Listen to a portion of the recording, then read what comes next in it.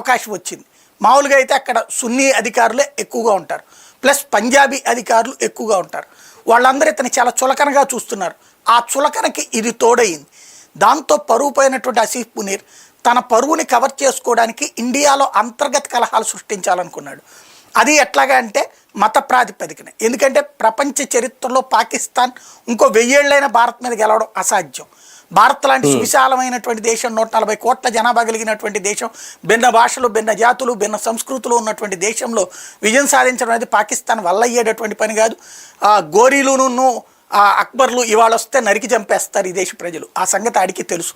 కాబట్టి ఇక్కడే చిచ్చు పెట్టాలనుకున్నాడు. అందుకోసం పాకిస్తాన్ చరిత్రలో ఇంతవరకు అనేక సార్లు తీవ్రవాద దాడులు చేసిన ఆ తీవ్రవాద దాడుల యొక్క కాన్సెప్ట్ ఎట్లా ఉండేదంటే ఒక ర్యాండమ్ అటాక్, ఓ బాంబు పెట్టేసి ఆ ప్రాంతం అంతా పేల్చేయడం, తుపాకులు చేతికిచ్చి కనబడ్డోళ్ళందరినీ కాల్చి చంపేయమంటాం.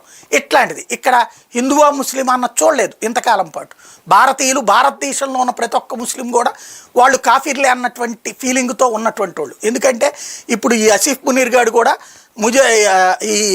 వీళ్ళని ఏమంటారంటే అక్కడ వలస వచ్చిన ముస్లింలని పిలుస్తారనమాట, మొహజీర్లని పిలుస్తారనమాట. ఇతను కూడా అట్లాంటి వర్గమే. మన పంజాబ్ జలంధర్ ప్రాంతం నుంచి అక్కడికి పోయినటువంటి కుటుంబం అనమాట. కాబట్టి అలా చూడబడ్డాడు, ద్వితీయ శ్రేణి వాడిగా చూడబడ్డాడు. కాబట్టి ఇక్కడ అట్లాంటి